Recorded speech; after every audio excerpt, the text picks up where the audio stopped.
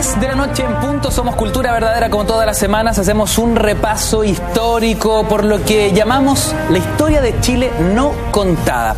Si algo que me encanta es cuando uno va caminando por la calle, en el supermercado y dice, ¡ay, qué bueno los capítulos de historia, cómo se aprende! Lo que nunca me enseñaron en el colegio, lo que estamos haciendo semana tras semana con un panel de expertos. La verdad, para mí sigue siendo un tremendo lujo. Hoy presentamos a don Alberto Mayol, sociólogo y académico de la Universidad de Santiago de Chile. Alberto, gracias por la visita. Estamos una vez más con Cristóbal García Huidobro, historiador. ¿Cómo está, don Cristóbal? ¿Cómo está, Ignacio? Que viene, trajo ahí un armamento de alto calibre, ¿eh? Ya hablaremos de aquello. Nos acompaña también don Luis Tileman, historiador, magíster en Historia de la Universidad Católica. Bienvenido, gracias por la visita, Luis. Y también don Pablo Toro, académico de la Universidad Alberto Hurtado, doctor en Historia de la Pontificia Universidad Católica de Chile. Hola, ¿qué tal? Presentado nuestro panel, quiero hacer la primera reflexión, o más bien presentar el tema de hoy, la historia no contada de los movimientos estudiantiles en Chile. Quizás lo que nunca aprendiste, más allá de las revoluciones conocidas y mediáticas potentes, ¿no? Del año 2011, del año 2006, pero vamos a ir muchísimo más atrás, a la década de los 60 y quizás más atrás, la fundación de la República, cómo se empieza a cimentar la educación chilena. Para eso hemos preparado una nota, pero antes, una pregunta abierta y que me llama la atención porque cuando uno habla de movimientos estudiantiles, cuando miles salen a la calle para ejercer el poder, ¿no?, ciudadano, y así intentar generar cambios profundos, yo me pregunto, ¿los movimientos estudiantiles han logrado cambios reales, sustanciales, profundos en la calidad, en la inclusión, o la verdad no ha sido así? Y el poder, el establishment, nos ha hecho creer justamente eso. A ver, la eficacia de los movimientos sociales ha sido bastante grande en general. Si uno piensa, no solo en Chile, si uno piensa en toda Latinoamérica, desde la irrupción del primer movimiento estudiantil, que es el de Córdoba, marcó el inicio del rol político de la juventud en el continente. Una cosa que no es menor, digamos, o sea, la aparición de la juventud como un sujeto político por el solo hecho de ser jóvenes. Y eso es un síntoma de eficacia enorme. En general, si uno revisa, posterior a los movimientos estudiantiles en la historia de Chile han habido muchos especies de contramovimientos, contrarreformas autoritarias de gran calibre que tienen que ver con las conquistas que obtuvieron esos movimientos. ¿Ya? Después de la gran movilización de los años 60, ¿ya?, que aumentó los niveles de igualdad, la cantidad de inclusión de estudiantil. Si uno mira los gráficos de inclusión a nivel universitario del 65 al 73 es espectacular. ¿Ya? Eso siempre se oculta porque después vino una caída feroz de la matrícula que recién se recuperó el año 89. Y esa caída feroz de la matrícula tiene que ver con el golpe, que es una especie, en esa dimensión, en muchas otras también, pero en esa dimensión es un contragolpe respecto a los avances de los movimientos estudiantiles. Entonces, evidentemente ha sido muy eficaz. Lo que pasa es que si hay una respuesta autoritaria y la sociedad entera no es capaz de responder a ese autoritarismo, en general se pierde lo ganado, pero su eficacia es bastante evidente en mi juicio. Cristóbal García Huidobro, ¿de acuerdo con lo que expone Alberto Mayol? O sea, a ver, indudablemente uno no puede poner en discusión, digamos, el hecho de la importancia de los movimientos estudiantiles. Incluso yo voy un poco más atrás. Lo que pasa es que quizás Alberto lo está viendo desde el punto de vista de la masificación o de la democratización de la participación estudiantil, pero el hecho de que la organización estudiantil es mucho más antigua, o sea, ya, por lo menos en el caso de América Latina, el siglo XIX, tú ya puedes ver pequeños gérmenes, digámoslo, quizás oligárquicos, podríamos decirlo, pero de todas maneras de organización política estudiantil. Y precisamente hacia el siglo XX tú tienes esta doble... Este binomio, digamos, lo del ser estudiante y ser parte de una comunidad universitaria, que es como la parte antigua, digamos, lo tradicional, pero al mismo tiempo también con la idea de la juventud, ¿ya? Y que lo joven es lo nuevo, en definitiva es lo bueno de por sí. Indudablemente hay distintos intentos de reforma a lo largo del siglo XX. Quizá yo discrepo un poco con Alberto en la medida en que yo veo más los retrocesos como una cosa que está para quedarse. ¿En qué sentido? Siempre, si bien hay una intención por parte de los movimientos estudiantiles de lograr reformas, de imponerse, finalmente siempre el aparato estatal o coopta el elemento estudiantil de alguna forma y realizan no sé si una contrarreforma, pero una reforma a la medida de los intereses del Estado. Por lo menos en el caso chileno eso se dio en varias ocasiones, en la década de los 30, 40, 50, pero hay un quiebre, y ahí yo vuelvo, ahí sí estoy de acuerdo con Alberto, que es un quiebre que se da en la década de los 60, que ahí se retoma hasta cierto punto la senda, no sé si independiente, autónoma hasta cierto punto de los movimientos estudiantiles. Cristóbal, justamente desde los 60 y hasta los 90 revisamos la nota que nos introduce en el tema, la historia de los movimientos estudiantiles en Chile. Las posiciones del resto de nuestros panelistas a la vuelta. Pongan atención, este es el reporte de hoy de Mentiras Verdaderas para Cultura Verdadera.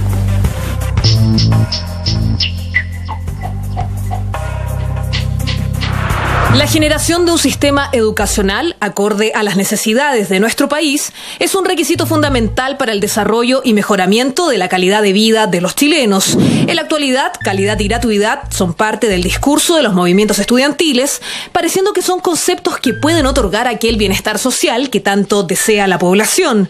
Pero, ¿han estado siempre de la mano estos conceptos? ¿Cómo se desarrolló la historia de la educación y los movimientos estudiantiles en nuestro país durante el siglo XX hasta la actualidad? ¿Cuáles han sido sus logros y objetivos?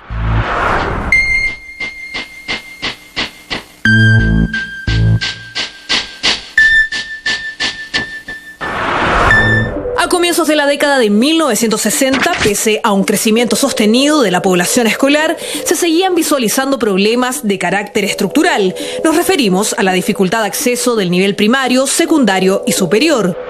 En la década de los 60 es una de las décadas durante el siglo XX, que son por lo menos 3 o 4 momentos donde el movimiento estudiantil hace una irrupción en lo público. Cuando digo lo público, digo tanto en el espacio público universitario como también en el espacio público nacional. Entre ellos el espacio de la calle, digamos, de la marcha callejera, que es uno de los espacios públicos.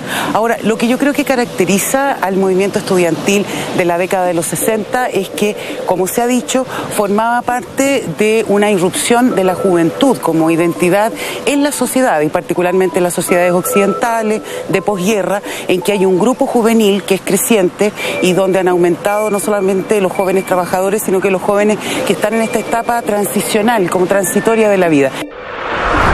En 1965 se inició la reforma educacional que tuvo objetivos comunes a la totalidad de las universidades chilenas, donde es posible destacar la modernización, democratización y compromiso social de la universidad. Es interesante señalar que la reforma introdujo en todas las universidades mecanismos democráticos de elección de cuerpos colegiados que garantizaron el pluralismo. Lo que ocurre en los 60 con el movimiento estudiantil universitario, al menos, es una reforma hacia adentro, claro, una apertura de la universidad y también estudiantes que quieren una mayor participación tanto de sí mismos como de la universidad en los procesos de cambio que está viviendo el país. Los años 60 es una época de esperanza y de utopía. En 1967, casi todas las universidades del país fueron escenario de movimientos reformistas. Si bien los más publicitados fueron los de las universidades católicas de Valparaíso y Santiago, cuyas casas centrales fueron ocupadas por los estudiantes el 15 de junio y el 10 de agosto respectivamente.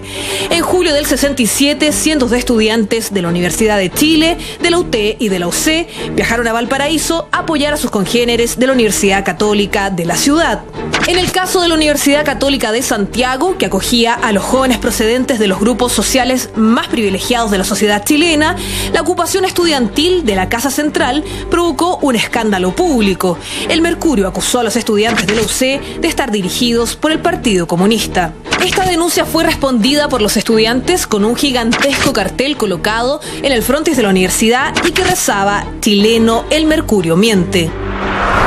Yo creo que esa famosa imagen del Mercurio miente en el frontis de la Casa Central de la Católica en la Alameda tuvo un gran impacto público. ¿Por qué? Precisamente porque era allí, porque era la Universidad Católica, o sea, donde un bastión conservador generaba un movimiento crítico. Y además, contra el Mercurio, que se suponía que era un diario y se lo veía como en alianza directa y clara con los sectores más conservadores.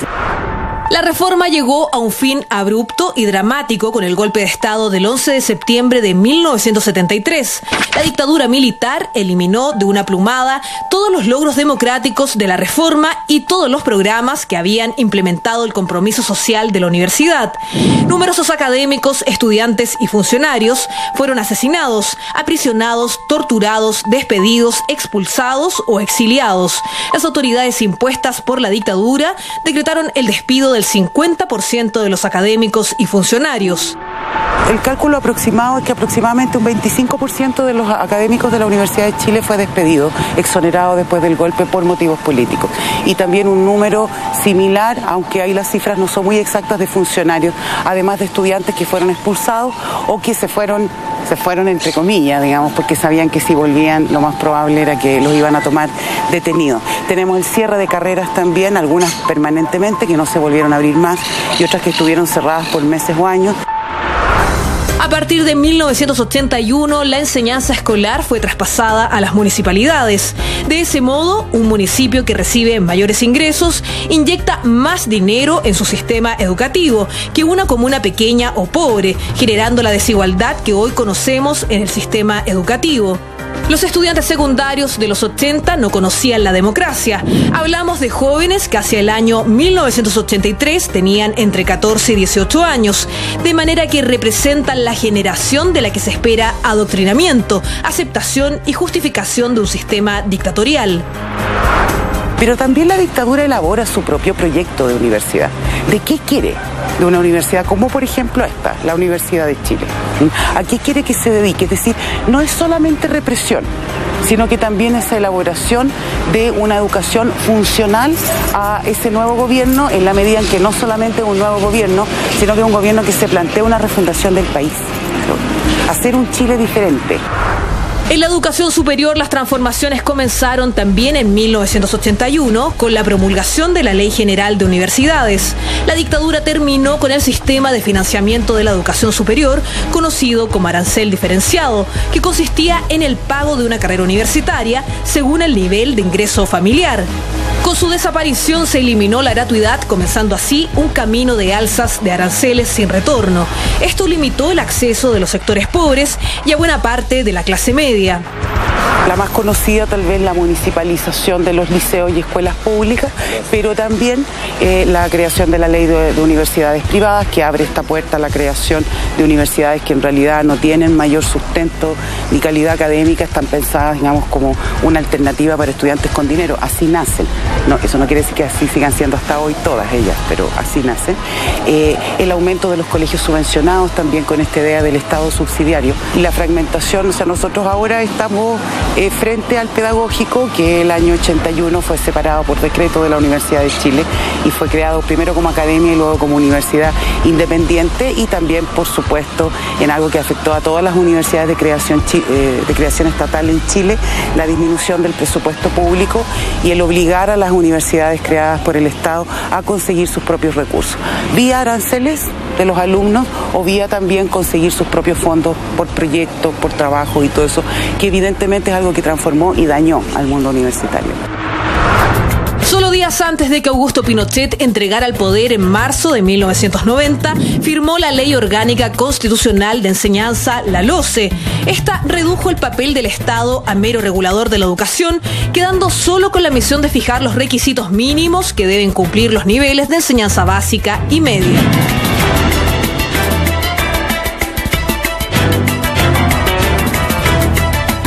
¿Es la toma de la Universidad Católica el gran hito de los movimientos estudiantiles o la verdad hay grandes otros momentos en la historia de Chile? Cristóbal García Huidobro. O sea, es como el más conocido, el más popular, el más mediático, pero todo lo que va desde el año... A ver, el 66 parte todo esto de las tomas y todo lo demás, pero es una cuestión un poco... Esa es la parte más como efectista del movimiento, porque aquí hay una cuestión embrionaria que se va dando, por lo menos, al menos en la Católica, desde final de la década de los 50, cuando la DCU, la Democracia Cristiana Universitaria, se toma la FEUC, o sea, no se la toma, sino gana a través del apoyo popular, y así va a ser hasta el 68.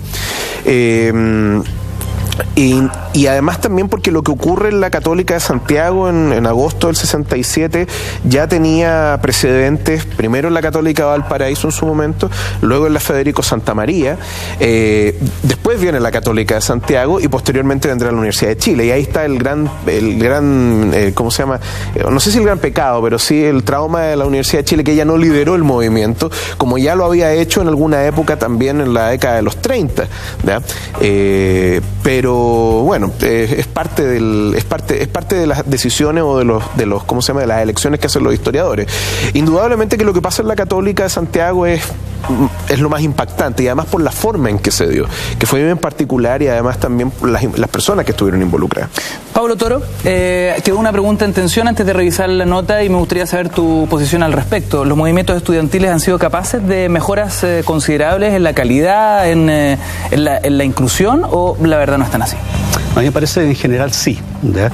Yo tiendo a ser relativamente optimista respecto a lo que ha sido la línea de acumulación que han logrado los movimientos estudiantiles a través de la historia de Chile. Me gustaría sí distinguir dos cosas. Una, que tiene que ver con la calidad del movimiento estudiantil en términos de ser partícipe de un movimiento social y político en un momento determinado. Y dos, algo que me parece que es súper importante y que seguramente conversaremos luego, y que tiene que ver con el movimiento estudiantil como formador de cuadros, ¿no? Como formador de ciudadanos, como en el fondo un lugar desde el cual se recluta a los grupos que luego se van a proyectar en la política. Puede sonar cliché, pero algo así como un nuevo Chile empieza claro, a articularse en esos movimientos ciudadanos. Y de hecho eso se nota mucho, un poco a propósito de lo que decía Alberto, ¿cierto? Cuando uno ve tanto los avances como los retrocesos. Porque ¿quién está detrás, ¿no es cierto?, por ejemplo, de la contrarreforma universitaria? ¿Quién está detrás del neoliberalismo de los años 70, ¿no es cierto?, 80? Por ejemplo, el gremialismo, ¿no? Y el gremialismo es una fuerza que nace en la Universidad Católica a partir de la resistencia a la reforma. Claro, 67 como resistencia a la reforma, y creando un estilo de hacer política que aprende, ¿no es cierto?, de la izquierda, ¿ya? Y que se logra implementar en un contexto de dictadura. Y de ahí el nacimiento de la UDI, etcétera. Entonces, los movimientos estudiantiles son movimientos parteros de política, ¿no? Tanto en el momento en que actúan, ¿no es cierto?, generacionalmente hablando, como luego. Y en ese sentido creo que son interesantes de seguirle la pista. Luis, vamos a seguirle la pista a la historia. Y hay algo bien interesante, ¿no? Porque cuando uno habla de mayo del 68 en París, como era el dicho, cuando París se estornuda, se resfría toda Europa. Está también el antecedente de la Revolución después cubana. De mayo solo vino junio, que es la versión de los pesimistas. También vino la Revolución cubana, un mundo ideologizado y polarizado. ¿Qué es lo que está pasando en Chile? Porque es entonces la década de los 60 donde vemos los grandes movimientos estudiantiles reformistas. A ver, lo primero es que la universidad es un campo en disputa. La universidad es el espacio por excelencia en el siglo XIX de los sectores oligárquicos, y a lo largo del siglo XX se convierte en el espacio de las capas medias. Que en los 60 las capas medias, precisamente por la crisis del Estado, porque el modelo desarrollista, que el modelo ISI de sustitución de importaciones ya entra en crisis en los años 50, esa crisis se va agravando en los 60. Entonces hay que entender siempre que el movimiento estudiantil condensa los conflictos sociales de una época, y por lo tanto no son estrictamente universitarios, no son estrictamente estudiantiles, sino que expresan distintos sectores sociales que están en crisis, que están en conflicto, que tienen malestar y que no encuentran vocería y que se despliegan a través del movimiento estudiantil. Paréntesis, ¿qué es el modelo desarrollista para nuestros amigos en casa? Es el modelo que aparece después de la crisis del 29, producto de la crisis misma, que lo que intenta es reorientar la economía desde la exportación de salitre, o sea, una economía monoexportadora, a una economía centrada en la industrialización y producción de manufactura, y que vuelve a caer en 1973 y se reinstaura un modelo primario exportador. De volver a hacer una sustitución de importación. Claro, a pito de la crisis del cobre. Claro, pero cayó mucho antes del 73. Pero bueno, en fin. O sea, esa es otra discusión. Pero precisamente la crisis de ese modelo es la que hace que el movimiento estudiantil de los 60 sea importante. Y el movimiento estudiantil además es importante precisamente, y respondiendo a la pregunta de delante, de por qué, si tienen éxito o no. Yo creo que tienen éxito según el contexto precisamente en el que se desarrollan, si el movimiento de masa en el que se inserta el movimiento estudiantil, donde hay movimientos de trabajadores, donde hay movimiento campesino en los 60, cuánto avanza, cuánto retrocede. Yo le ponía el ejemplo a Cristóbal delante mientras veíamos el video, de que el primer sindicato de Yarur, que es la primera gran fábrica ocupada durante la Unidad Popular, es un sindicato formado por obreros de una fábrica, pero que a la vez eran estudiantes de la Universidad Técnica del Estado, que había expandido su matrícula en los últimos años. Entonces, no es tan separado, tiene que ver precisamente con los conflictos generales de la sociedad, más que conflictos particulares, y hoy día yo creo que es exactamente lo mismo. Cristóbal, ese hito icónico de la toma de la Católica con esta pancarta, ¿no?, que dice chileno, el mercurio miente, ¿qué tan relevante es que sea en la Universidad Católica y no en otra? Bueno, a ver, siempre podría haber sido en otra universidad, ¿no es cierto? Pero, claro, efectivamente, y como lo señalaba la nota, la Católica tenía... ¿Qué simboliza que sea en esa casa de estudio? La Católica tenía la particularidad de ser una universidad cuyos estudiantes pertenecían a los sectores más acomodados de Chile.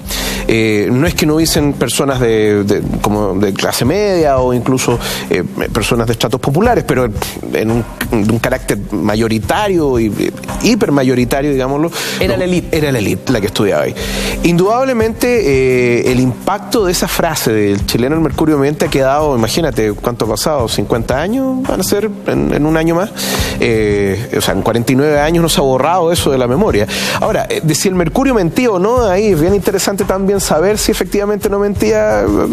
Mira, yo que he investigado un poco el tema, el mercurio mintió a medias o dijo la verdad a medias también, o la gente que está en la toma dijo la verdad a medias en algún sentido.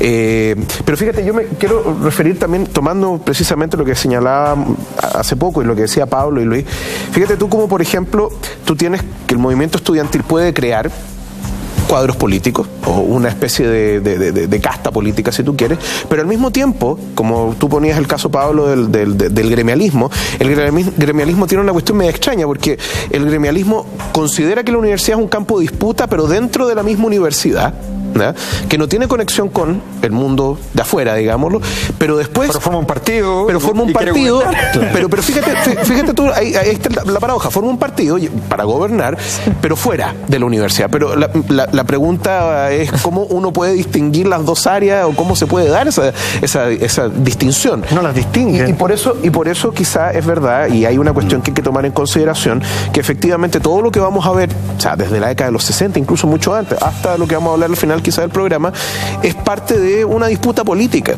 permanente que se da en Chile, donde los estudiantes de una u otra forma son partícipes, no homogéneamente, no con las mismas ideas, etcétera, pero son partícipes de esa discusión. Sí, disculpa, hay una serie de distinciones que creo que son importantes históricamente, que en el siglo XIX, efectivamente la universidad como escena, una escena primero sumamente oligárquica, básicamente lo que pasaba en la Universidad de Chile, en el Círculo Literario y la Cámara de Diputados, era lo mismo a distinta hora. Lo mismo a distinta hora. Claro, o sea, los mismos congresistas, los mismos en el círculo literario. Entonces Vicuña Maquena y las Tarras se ponían a discutir en un lado, después en el otro, después en el otro. Entonces, y efectivamente había una integración. Ahí está toda la idea del primer discurso de la Chile, de Andrés Bello, de todas las verdades se tocan. Las verdades de todas las disciplinas, pero las verdades también de los laicos, los religiosos, todas las verdades se tocan. Esa idea en algún momento empieza a incomodar mucho al sector conservador. Efectivamente, como escenario a los liberales, que para la época no existía los socialistas, era lo más a la izquierda que podías encontrar, digamos. Pero los conservadores llamaban socialistas a los liberales. Claro, exacto. Existían fuera de Chile los socialistas. Entonces, efectivamente llega un momento en que ya les empieza a incomodar y arman su propia universidad a un par de cuadras de distancia, que es la Católica. En ese momento se articula un conflicto que va a durar toda la historia hasta el día de hoy, que es el conflicto entre los que creen en el derecho a la educación y los que creen en la libertad de enseñanza, para resumirlo en sentido grueso. El derecho a la educación, que tiene la tradición de la educación gratuita, que tiene la tradición que reivindicó en gran medida el movimiento estudiantil, y la libertad de enseñanza, que es esta idea de que se puede ofrecer una alternativa al Estado de enseñanza y que la gente pueda elegir dónde educar a sus hijos. Esas dos visiones ya han estado permanentemente en disputa. Los momentos en que los movimientos estudiantiles han sido muy fuertes normalmente tienen que ver en el momento en que el movimiento estudiantil dentro de la Católica, que normalmente está en algún sentido más o menos afín a la libertad de enseñanza, de repente cruza el río y se pone al otro lado, ¿ya? La gracia de los años 60 en la Católica es que la Católica en ese momento estaba defendiendo una visión de universidad con apoyo además de muchas autoridades y de muchos académicos de la misma Universidad Católica, una universidad más parecida a las universidades públicas. Y la gracia del movimiento estudiantil, muy distinto con las autoridades, el 2011, es que Giorgio Jackson cruza el río y está aliado con la FECH. ¿ya? Entonces, efectivamente esos son momentos en que se amplifica, y ahí está el símbolo de la Católica respecto al Mercurio Miente. El Mercurio, Agustín Edwards, fue muy importante en la llegada de los Chicago, en el apoyo a los Chicago, en la posibilidad de construir la página económica, primero en Mercurio, después, muchos años después, economía y negocio, donde la única economía era la economía de los Chicago Boys. Por tanto, había toda una idea del tipo de derecho, el tipo de constitución, que después se refleja en la Constitución del 80, y el tipo de economía que tenía que existir. Y eso, criticado por los mismos estudiantes, es muy fuerte. Ahora, ojo, la tesis que tú dices que no es tan falsa respecto al Mercurio, de que el Mercurio dice que el Partido Comunista había conducido la movilización, al menos en los líderes eran de la Católica, de los estudiantes eran todos anticomunistas. Entonces era un poco grosero, un poco lo que pasó también en el 2011, que el Mercurio sostenía la misma tesis de que estaba conducido por el Partido Comunista el movimiento, y en federaciones en el país eran como el 5%, el 3%, o sea, era completamente ridículo. Sí, pero no hay que confundir comunista con marxista en primer término. Y bueno, lo confundía el Mercurio, ¿no? Yo. No, te digo, pero a ver, ya si vamos a entrar en el tema, a ver, indudablemente había intervención política clara, ¿ya? O sea, la reunión que tiene Miguel Ángel Solari y la directiva completa de la FEU con Bernardo Leyton 2 días antes, donde Bernardo Leyton les dice, ok, pero no corten los canales de comunicación. Esto me lo dijo Rafael Echeverría, de hecho, en una entrevista que le hice yo, y además también donde Leyton les dice, ya, o Carabineros va a cuidar por fuera de la universidad, o sea que ustedes se encargan de adentro, pero la calle es mía, nadie se la toma, la calle es mía, ¿ya? Y cuando los chicos le reclaman a Leyton que él se tomó la universidad, le dicen, momento, sí, yo me tomé la universidad, pero para votar a un dictador, que era Carlos Ibáñez. Entonces, por un lado, está la intervención de Salvador Allende, también en el famoso debate entre el editor del Mercurio, que es en realidad el gallo que escribe la editorial de la cuestión que tú mencionabas del Partido Comunista. Allende se reúne con Rafael Egaña y otros tantos, Carlos Monte, etcétera, y ellos mismos reconocen que Allende les pasó material para ensuciar a Silva, ¿ya? No lo ocuparon, y de hecho en la grabación, que todavía sobrevive un pedacito de la grabación, tú ves a Miguel Ángel Solar que está discutiendo con Silva, y en la mesa que está al lado hay unos papeles, y esos son los papeles que les pasó a Allende, porque Silva al final decide no utilizarlos. ¿Quién era Silva? Julio Silva era el director del Mercurio. René Silva Espejo. René Silva Espejo, perdón, tienes razón. Y Miguel Ángel Solar era ¿cómo se llama? El presidente de la FEU. Entonces ahí tú lo que tienes es un muñequeo bastante importante. Tú tienes también intervención, o más que intervención, apoyo, mejor dicho, no es intervención, apoyo de parte de la Universidad de Chile y de los dirigentes de la Universidad de Chile, que está todo en manos de la democracia cristiana. Pero además también... ¿Cómo descubrir que hay redes de poder? No, indudablemente, sí, pero lo que pasa es que, no hay un sinceramiento por parte del movimiento estudiantil de esa época de que esas redes de poder existen, porque ellos decían que eran total y absolutamente autónomos, cosa que no era verdad. Si el socialista dijera, me reuní con el presidente de la ADC y me influyó. Pablo, en algún momento... Bueno, pero es que así era en esa época. Los estudiantiles son parteros de los partidos políticos. ¿Qué lectura podemos hacer, digamos, del antes y el después? Ya lo veremos en una nota en un ratito más, ¿no? Pero para complementar lo que estamos discutiendo acá. A ver, tomando un poco la propia coyuntura que estamos comentando, que es la coyuntura de 1967-68, ¿cierto? Hay que pensar en el surgimiento de una ruptura importante al interior del partido de gobierno, ¿no? Y esa ruptura yo creo que tiene no me atrevería a dar un porcentaje, pero tiene una alta tasa de relevancia lo que sucede ahí con el movimiento estudiantil, especialmente con el sector rebelde, ¿no? Hay que pensar que el MAPU, ¿cierto?, el Movimiento de Acción Popular Unitaria, es uno de los productos más importantes de la reforma universitaria de la Católica, ¿ya? El MAPU, ¿no es cierto?, se va a constituir en un grupo que va a tener una característica bien interesante, que es un grupo, diríamos, etariamente, desde el punto de vista de la edad, ¿no es cierto?, muy compacto, ¿ya?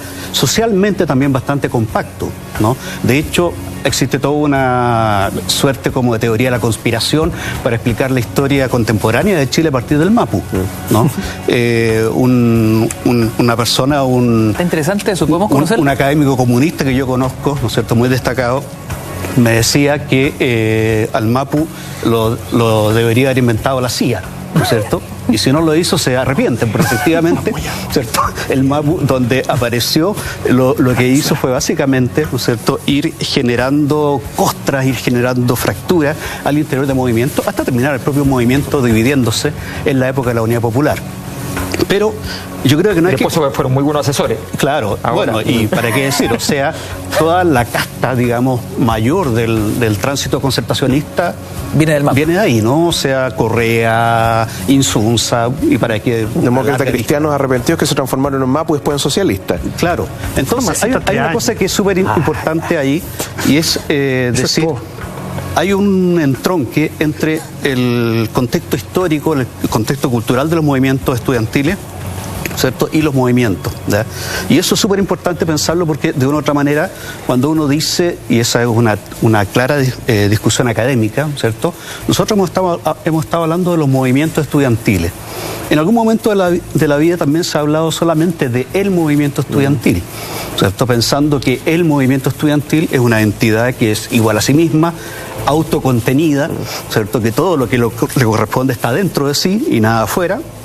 Y en los 80, en una sociología bastante especial, ¿no es cierto?, se empezó a plantear que en realidad no existe un movimiento, sino que son muchos movimientos. A ver, entonces podríamos decir, Luis, que los movimientos estudiantiles y las universidades vienen a ser como las divisiones inferiores de los partidos políticos. Hay una instrumentalización ahí, se reclutan talentos en jerga futbolística, Es ¿no? que verlo así, claro, yo te puedo decir sí, porque verlo así como que los reclutan y esta idea de que hay una manipulación desde arriba. Los estudiantes que militan en organizaciones políticas lo han hecho siempre. Siempre ha habido estudiantes militando. Los presidentes de la FECH, desde que yo recuerdo, por lo menos los últimos 70, 80 años han sido militantes. Así es.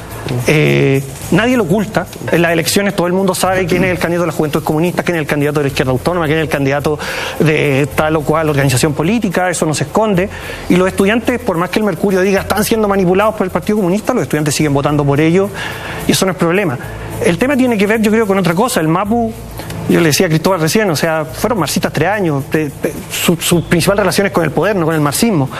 El MAPU surge y el movimiento estudiantil de los 60 tiene que ver, está en torno a un movimiento que es el movimiento obrero, que es el que en ese momento tiene la punta política, que hace de vanguardia política, que instala los temas políticos. Y el MAPU se mueve en función de pegarse al movimiento obrero. Cuando se cinde en su sector más radical, se pasa a llamar movimiento MAPU obrero campesino. Creo que desde los 90 en adelante, una de las cosas que se rompe es eso, o sea, es un movimiento que deja de girar en torno a otro movimiento, el movimiento obrero, como había sido en casi todo el siglo XX, y empieza a girar sobre sí mismo, sus propios problemas, estudiantes endeudados, que no pueden estudiar porque los créditos o las becas no alcanzan, y es un movimiento que por lo tanto... muta. Claro, y tiene que ver también con que ya no está preparando cuadros para una política futura. Son su propia política, son militantes de sus propios problemas, de sus propias deudas, son militantes, o sea, los dirigentes estudiantiles de los últimos años, puede que no sean ellos en específico endeudados, pero son elegidos por una masa de estudiantes endeudados, donde los dirigentes intermedios son estudiantes endeudados y también militan. Entonces, no es tanto una cosa como de sacar con la grúa, eso lo hizo la Concertación en los 90, porque no eran dirigentes, los principales dirigentes de los 90 que hoy día son de la Concertación.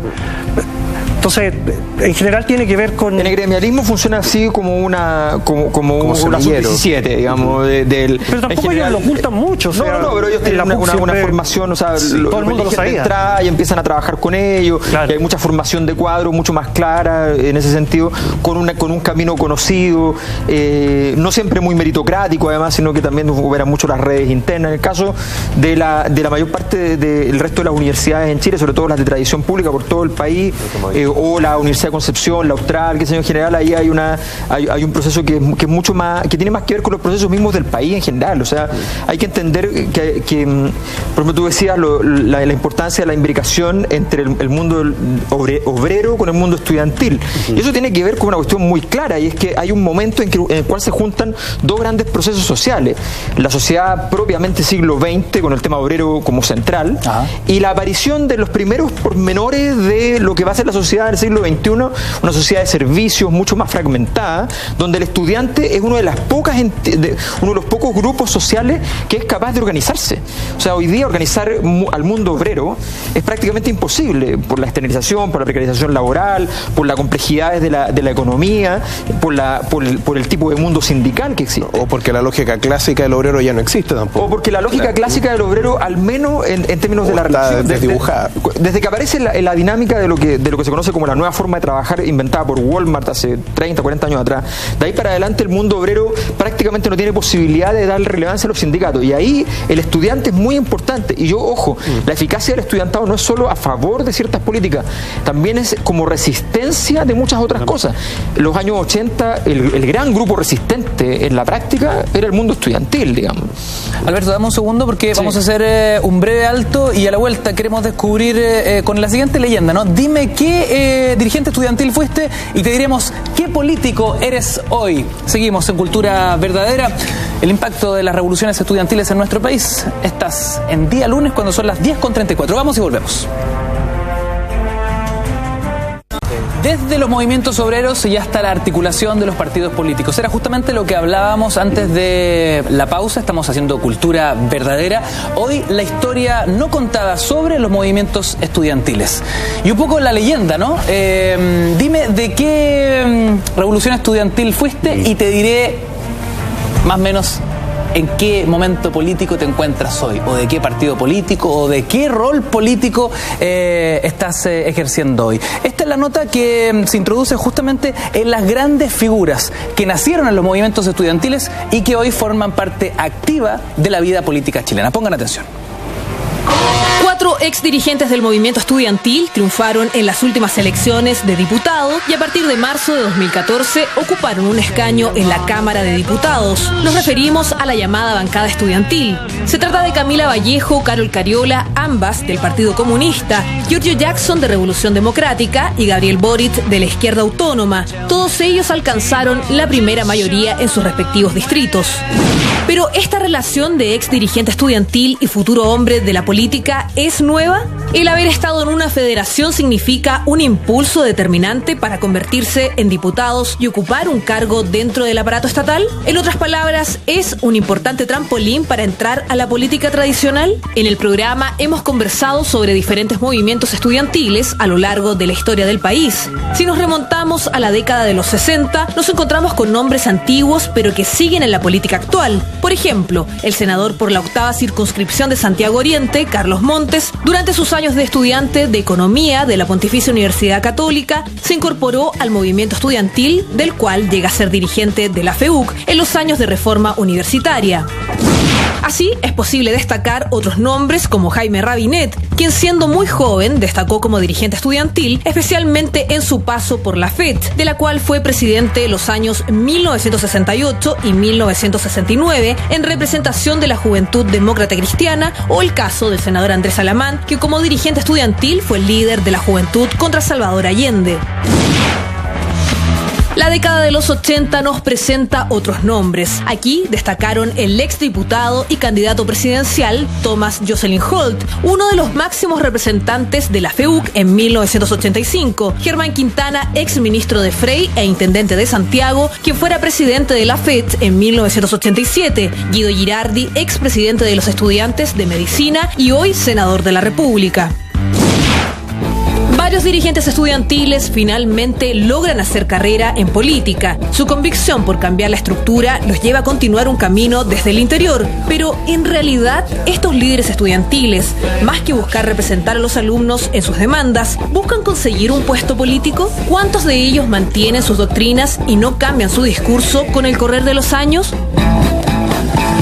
Alberto Mayol, ¿qué análisis tiene respecto de esta nota, ¿no? Que hace un paneo súper completo respecto de las grandes figuras políticas que nacieron desde las universidades y, por supuesto, desde los movimientos estudiantiles, cada quien en su época?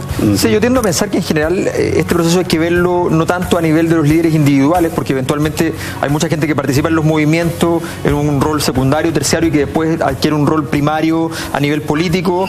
Hay mucha gente que además que hay que diferenciar épocas. Por ejemplo, hoy día los movimientos, dentro del movimiento estudiantil, prácticamente los partidos políticos que están inscritos en el servicio electoral son partidos que no existen. O sea, el único que todavía le queda algo es el Partido Comunista, ¿ya? Pero en general la mayor parte de los grupos políticos relevantes en la mayor parte de las federaciones del país están desde el Partido Comunista hacia la izquierda. Por tanto, son, para efectos del ciudadano medio, ya algo parecido a un extraterrestre. O sea, no saben muy bien qué es, no se entiende mucho, y pasa mucho en esta discusión a nivel de los medios de prensa, de que efectivamente como que llegan frente a eso y ya después de Boric de verdad no entienden nada. Es como ya no, pero ¿eso qué es? Y se le pone nombre genérico a una serie de grupos que son muy distintos entre sí, como Ultra o cosas por el estilo, lo que hizo la Tercera en su momento. Entonces, efectivamente hay una diferencia, porque hace 30 años, efectivamente, los partidos políticos, la Democracia Cristiana, el Partido Socialista, el Partido Nacional en su momento, tenían líderes adentro de la universidad y tenían relevancia, podían ganar una federación, podían hacer algo. Hoy día prácticamente eso no es así. Entonces, obviamente el trasvasije de esa época hacia los partidos políticos posteriores era natural. O sea, es natural que Rabiné haya hecho carrera desde la FECH hacia la democracia, dentro de la Democracia Cristiana, porque pertenecía a la democracia cristiana. Más llamativos son las cooptaciones, los cambios, los giros, los virajes que eventualmente se producían en un momento de gente que partía más a la izquierda a principios de los 90 y terminaba en el PS, en el PPD y qué sé yo, más metido dentro de las dinámicas de la transición. Por lo tanto, yo creo que hay que entender que más bien hay procesos generales, no tanto, no me parece tan importante ver las personas y cómo evolucionaron esas personas en su vida política. Me parece que en general son más bien procesos sociales que a veces donde el mundo universitario a veces conversa más con el mundo político y a veces conversa menos, sencillamente. Cristóbal García, respecto de la figura del gremialismo, porque me parece muy relevante en cómo el gremialismo forma parte medular en lo político del diseño en la década de los 80 con la dictadura de Pinochet. Y los 70 y en los 70. Y cómo se articula justamente en las aulas universitarias. Hablemos un poquito de eso y cómo se diseña también un nuevo Chile a partir de aquello, considerando lo que hablábamos en el bloque anterior, ¿no? La icónica toma de la Universidad Católica y el lienzo chileno del Mercurio Miente. Bueno, mira, el gremialismo parte su existencia a mediados de la década de los 60, tímidamente por ahí por el año 65, 66. ¿ya? El líder del movimiento era Jaime Guzmán, que era estudiante de Derecho, ya el quinto año, creo, para el 66, está saliendo de la universidad. Y la lógica del gremialismo, como lo dice el nombre, era la agrupación de gremios, ¿ya? O trabajar en torno a los gremios, y en este caso los estudiantes eran uno de esos gremios. Pero la lógica también era que esos gremios no estuvieran politizados, ¿ya? Es decir, lo que tú tenías que hacer era desactivar el elemento político de la universidad para que, pastelero a tus pasteles, tú te dedicaras a estudiar, a trabajar, a hacer vida política dentro de la universidad, pero como si la vida política de la universidad fuera distinta a la que existía fuera de las murallas de la universidad. Y eso hasta cierto punto, bueno, ya lo conversábamos acá, genera una especie de paradoja respecto a lo que es el gremialismo, porque tiene una faz política fuera de la universidad que se transforma primero en una especie de movimiento político, es el término que ellos se dan, y después en un partido político formal que surge en el año 88, 87, es que después del quiebre con Renovación. Ahí formalmente surge la UDI. Antes se llama MUDI, que era el Movimiento Unión Demócrata Independiente. Se llama MUDI. Sí. Bueno, pero más allá de los nombres, más allá de eso, se da esa dicotomía. Víctor Muñoz, que ha estudiado bastante el tema del gremialismo, eso tiene buenas explicaciones para eso. Los mismos gremialistas dicen que son distintos, es como la misma tonada tocada a distinto ritmo, digamos, o sea, de alguna manera encuentran la forma de diferenciarlo. Ahora, el punto es el siguiente: en una sociedad tan politizada como era la chilena en los años 60 y 70, es muy difícil disociar estos dos mundos, el de la política universitaria y el de la política contingente. Y además también hay otra cuestión, que es lo que decía Alberto hace un rato atrás, y además también lo que decía Luis hace un rato atrás también. Primero, no hay que extrañarse de que surjan figuras políticas del mundo universitario, ¿ya? De hecho, es lo lógico. Si tú te dedicas a hacer carrera política dentro de la universidad, eventualmente tú vas a tener una carrera fuera en la política. Y es muy común, lo puedes ver con distintas figuras que van a ser presidentes de la República en algún momento, como el caso de Eduardo Frei Montalva. Ahora, se da una disociación quizá en la década de los 90 empieza, pero ya hacia el 2000 en adelante, una disociación entre que si tú eres miembro de un movimiento político estudiantil, es porque tú eres miembro de ese movimiento, es como el logro de los gremialistas hasta cierto punto. Sí, el gran triunfo del claro, que tú eres miembro de ese movimiento, con tu propia identidad, con tus propias ideas, pero no eres parte del sistema de partidos general que tú encuentras fuera. Por eso, hay Alberto, una explicación bastante clara. Bueno, sí, claro, pero el punto es que más allá de las explicaciones se da ese fenómeno, y allá llegaremos a explicarlo. Sí, disculpa, pero ahí es importante que es muy relevante que además el hecho de que la ciudadanía sospeche de cuando alguien hizo carrera desde, no solo a nivel estudiantil, desde un sindicato a la política o desde el movimiento estudiantil a la política, esa sospecha es gremialista. Esa sospecha es un triunfo de la UDI en el sentido de decir, oye, pero ¿cómo es posible que esta persona que estaba en este mundo traiciona este mundo y se va a la política? Pero cuidado, porque para los estudiantes de los 90 eso no es injustificado. O sea, en 1993, o sea, en 1992 es la primera movilización contra los gobiernos democráticos, gobiernos civiles, digámosle mejor. El año 93, Álvaro Elizalde deja la FECH acusada de corrupción, la FECH colapsa, vuelve a existir recién en el 95 con Rodrigo Rocco. En general, el hijo, yo eso decía, Rabinet pudo, pero el hijo de Rabinet no pudo. El hijo de Rabinet se ve el 98 envuelto en quebrar el Congreso con fechas del 98 y se va, lo deja sin quórum. O sea, las grandes figuras de la concertación en los años 90 que debieron haber emergido el movimiento estudiantil, emergieron no como dirigentes estudiantiles o de movilizaciones estudiantiles, sino que emergen precisamente como burócratas que tratan de detener al movimiento estudiantil, que se dedican a operar para detenerlo, o que sus propias bases los terminan desconociendo. Entonces, esa ruptura que dices tú, Cristóbal, yo estoy de acuerdo. Hay una ruptura en los 90, pero no es solo el triunfo del gremialismo, es también yo estoy de acuerdo que hay alto de gremialismo que se cuela ahí, pero hay una desconfianza de los estudiantes en los años 90 que dura hasta ahora, de desconfiar de los militantes de los partidos en el poder precisamente porque ellos se movilizan y son los militantes de los partidos en el poder los que salen a bajar esa movilización. Hace rato. Sí, una cosa que me interesa como desmontar es esta idea que pasa como colada, ¿no? Que es la noción de bancada estudiantil, ¿no? Porque en cierta manera ahí lo que está en juego es la idea de pensar que aquel que ha sido dirigente estudiantil va a seguir siendo dirigente estudiantil en el Congreso, ¿no? Y ahí hay una suerte de confusión que es importante, ¿no? Un legislador es un legislador, ¿no? Un legislador puede ser el portador de un conjunto de valores que luego, ¿no es cierto?, cuando pasan de la universidad a la esfera, digamos, de la política partidista, ¿cierto?, ojalá sean transmitidos de la manera que se espera, ¿no? O sea, este eslogan de bancada estudiantil consideras totalmente engañoso. Yo lo considero relevante, yo estoy investigando. Como producto. No solo como producto, sino que para mí no es una pregunta lógica, es una pregunta empírica. Entonces nosotros lo que estamos haciendo en el centro de investigación donde trabajo es, por ejemplo, estamos acumulando todos los datos de las votaciones en el Congreso para ver si la bancada estudiantil se comporta distinto o no se comporta distinto, más allá de los quiebres. Oiga, qué interesante. Con lupa, señor Mayor. Claro, efectivamente, porque es una pregunta empírica. Tal vez efectivamente existe o tal vez no existe, pero hay que verlo respecto a que tal vez efectivamente entienden que ellos portan alguna clase de visión de mundo que es común, que es distinta a la visión de los partidos del resto de los partidos e incluso del partido de origen eventualmente, y hay que ver si efectivamente hay un comportamiento que sistémicamente va siendo un comportamiento diferente al resto de los partidos. Si no, efectivamente no tiene sentido hablar de bancada, pero a mí me parece que es una pregunta que efectivamente desde el punto de vista lógico no tiene sentido. Lógicamente no tiene por qué pensarse que van a tener que seguir históricamente pegados en su trayectoria. Pero si mañana encontramos que durante 15 años siguieron comportándose de un modo diferente al resto, tendremos que decir que históricamente existió algo así como una bancada estudiantil. O sea, pero los mismos miembros de la bancada estudiantil lo han negado. Ellos han dicho que no son una bancada estudiantil. Pero lo pueden negar los mismos actores y el científico no tiene por qué creerle a los actores.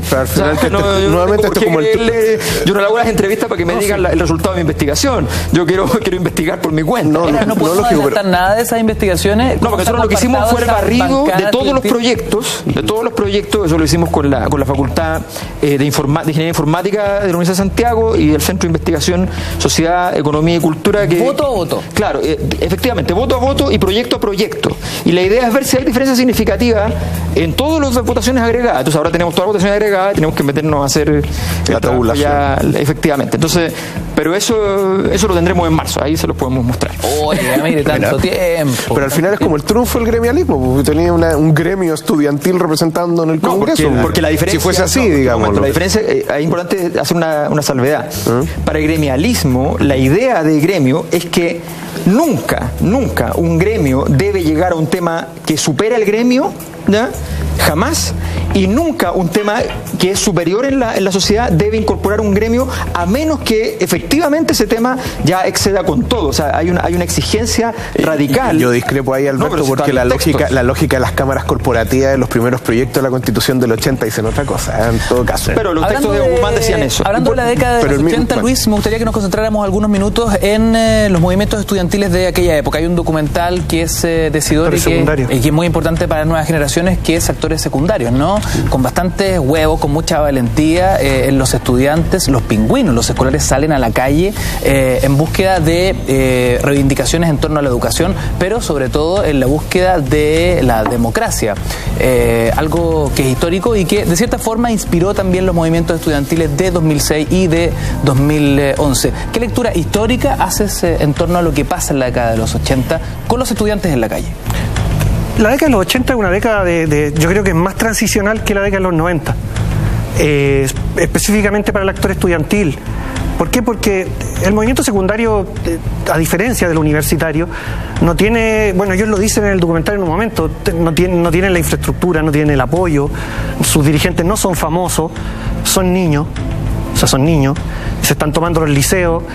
Y el grueso de los dirigentes secundarios, y el final de ese documental es muy claro en eso, es bueno, nos reventamos por luchar contra la dictadura, fuimos los que corrimos más riesgo dentro del movimiento estudiantil, y llegamos a 1988, 1990 y no pasa nada. O sea, pasan los 90 y la alegría no llega, y hay una idea de que todo esto termina siendo negociado en la cocina, de la primera cocina de esta larga historia de cocina.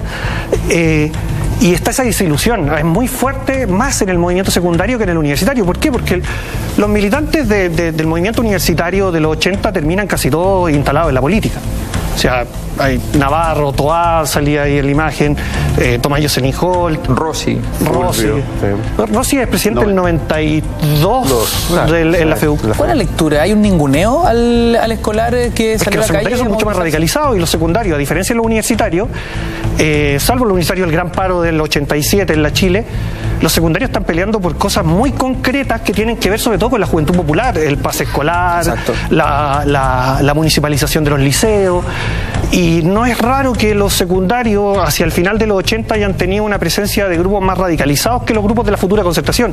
La Juventud Rebelde Miguel Enríquez, que era la juventud del MIR, o el Movimiento Juvenil Lautaro, van a tener fuerte presencia en el movimiento secundario a sus últimos años. Pablo, ¿por qué se oponían a la municipalización? A ver, yo creo que no había una especie como de claridad ideológica mayor sobre el tema. La municipalización sucede al interior de un momento que tiene que ver con la crisis de la dictadura, ¿verdad? El año 1982, ¿no es cierto? Y desde ahí en adelante, ¿cierto? Hasta probablemente 1987 inclusive, el régimen de Pinochet está verdaderamente bastante sitiado, ¿verdad? Está la crisis, ¿no es cierto?, de la deuda, afloran las protestas populares, ¿cierto?, la movilización de los estudiantes secundarios, la movilización de los estudiantes universitarios, la configuración del escenario de los partidos políticos que salen a la luz, ¿no?, después de un trabajo subterráneo que se ha desarrollado durante los años 70. ¿Verdad? En ese escenario, ¿cierto?, hasta donde yo recuerdo, porque además yo soy el más viejo del panel, estuve, digamos, ahí, ¿cierto? Hasta donde recuerdo, principalmente lo que está en juego ahí es el resistir, no al sentido, digamos, técnico eventualmente de la municipalización, sino simplemente al hecho de que la municipalización forma parte, ¿cierto?, de un conjunto de medidas entre las cuales estaba, por ejemplo, el hacer desaparecer el arancel diferenciado en las universidades, ¿cierto? Estaba la transferencia, naturalmente, de los elementos centrales de las pensiones, ¿no es cierto?, la salud, etcétera, desde el Estado hacia los privados. Y en esa lógica, ¿no es cierto?, es que se entendía que se estaba desarmando el Estado chileno, ¿cierto? La municipalización, la lectura es esa, por lo menos lo que yo recuerdo, ¿no es cierto? Los actores estábamos viendo eso, estábamos viendo cómo el Estado chileno se le estaba haciendo pedacitos, ¿cierto?, para precisamente deshacerse de aquellos, digamos, activos que habían sido interpretados así durante 50, 60 años y que ahora eran pasivos, porque la educación era un pasivo, no era un peso. Este diagnóstico articulado en aquella época, ¿les da la razón, Alberto, con el paso de los años? A ver, evidentemente el proceso de municipalización y sacarle al Ministerio de Educación la educación escolar fue un paso muy importante para desmovilizar ese mundo. O sea, efectivamente, si tú no dialogas con el ministro, todo el país unido, sino que cada uno tiene que ir a hablar con su alcalde, evidentemente la capacidad de agregación de intereses que todo movimiento requiere se anula, ¿no? Efectivamente, cada experiencia va a ser única, cada experiencia, cada colegio y cada comuna va a tener una experiencia distinta. Un alcalde le abrirá la puerta, el otro no, entonces obviamente no tienes capacidad de agregación de intereses.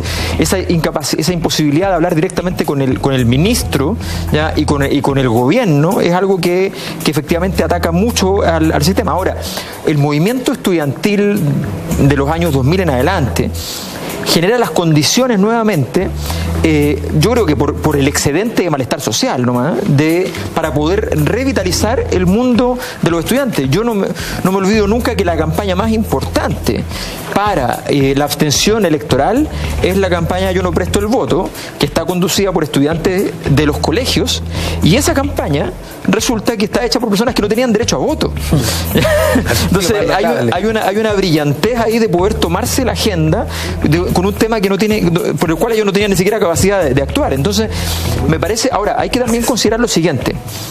El movimiento universitario en general es un movimiento de un sector que ya venció ciertas barreras y que por tanto está dentro del grupo de los más o menos elegidos. O sea, tan mal no les puede ir. Son en general personas que van a ser profesionales, que están en las principales universidades. Y lo que no están en las principales universidades, están en universidades privadas, que si ellos atacaran el modelo, se quedan sin universidad. Entonces, o eso es lo que creen al menos, porque no hay una declaración de la otra universidad de decir yo los recibo, ¿ya? Y la experiencia de la Universidad del Mar les da la razón en ese temor y ahí se desmoviliza gran parte de los sectores de universidades privadas. En el nivel escolar, evidente, la Universidad del Mar, si efectivamente la falta de solidaridad que se produjo allí respecto a lo que pasó con los estudiantes de la Universidad del Mar por parte de las universidades públicas y por parte de los estudiantes de esas universidades, hace que los otros estudiantes que están en universidades privadas digan, oye, la próxima vez que me movilice ya tengo que ver porque realmente se cierra la misma universidad. La presidenta de la Universidad Andrés Bello a fines del 2015 se moviliza precisamente contra los intereses de su universidad, con el peligro que la cierre. Carolina Figueroa hace un par de días sale a decir al rector de la UDP, a nosotros no queremos integrar la gratuidad porque no nos gusta la gratuidad del gobierno. O sea, son estudiantes, y eso quería mencionar de algo que decías delante, o sea, el tema de, siempre ha habido una tensión en el movimiento estudiantil, sobre todo cuando decía en los 90 el movimiento estudiantil empieza a girar en torno ya a sus conflictos, al malestar de sus bases, ya no del movimiento obrero o la democracia en Chile, y va a haber una tensión permanente entre corporativamente resolver mis problemas, o sea, qué es lo que ocurre cuando Lago, yo ahí era estudiante, el 2005 nos dice, ustedes son egoístas porque no quieren darle el CAE, el crédito canal del Estado, a los estudiantes de la universidad privada.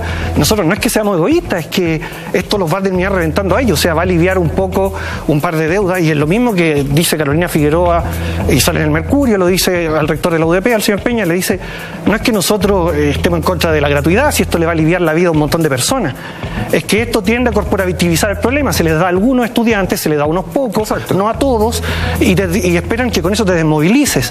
El problema es que, y con lo que no se contaba, es que hay estudiantes y los dirigentes de la universidad privada, los dirigentes más movilizados, precisamente están yendo contra toda lógica, contra sus propios intereses, pero precisamente politizado, de tanto ser corporativizado, llevado a la resolución de su propio problema y entendiendo que esto tiene una solución general. Entonces, yo ahí discrepo un poco con eso de... Bueno, pero déjame terminar el Caballeros, aguántenme un segundo, adelante, vuelvo contigo, Alberto, porque antes se llegó el momento de viajar, y viajar es ahora, porque llegaron los días de descuentos a despegar.com con ofertas de hasta un 60% de descuento. Mira. ¿Quieres viajar? El momento de comprar es ahora. Llegaron a despegar.com los días de descuento con ofertas exclusivas. Descuentos de hasta un 50%. Despegar.com tiene el mejor precio para tu viaje y en cuotas. Aprovecha y viaja con despegar.com. Despegar.com. Viajar es posible. No esperes más y compra tus vacaciones en los días de descuentos de Despegar.com y paga muchas cuotas sin interés. Despegar.com, viajar es posible, lo prometí. Alberto Mayol tiene la palabra. Sí, no, lo que quería terminar diciendo es que si uno mira, efectivamente, los grupos a nivel de los colegios, los estudiantes secundarios, son estudiantes que todavía esos cortes que más o menos definen de si efectivamente tu probabilidad es mayor o menor no se ha producido. La angustia es mayor y además es un sector donde predomina fuertemente el peso de los sectores populares. En la universidad ya eso está prácticamente, la clase media predomina fuertemente. La clase media baja, la clase media media, la clase media alta, pero la clase media, ¿no? Efectivamente a nivel de los colegios predomina lo que es el país. O sea, el país que es un país que sigue siendo un país pobre, digamos, ¿no?